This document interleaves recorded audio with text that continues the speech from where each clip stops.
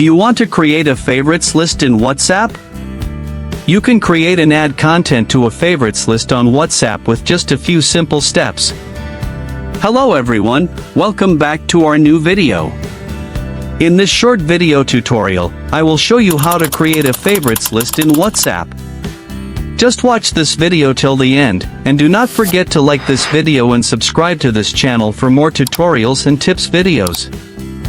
Creating a favorites list in WhatsApp involves adding specific contacts to a designated list for quicker access to messaging and calling. To create or add a contact to the favorites list on WhatsApp, first, open the WhatsApp app on your mobile device.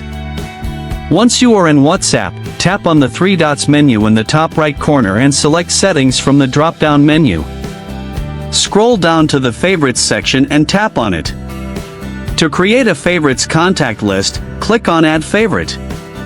Alternatively, you can create a favorites list from the Chat Favorites tab or from the call screen by tapping Add to Favorites. Now, search for and select the contacts that you want to add to your favorites list. Once you have selected the contacts, tap on the tick button to confirm. You can now see your favorite contacts in the call screen and in the chat screen favorites section.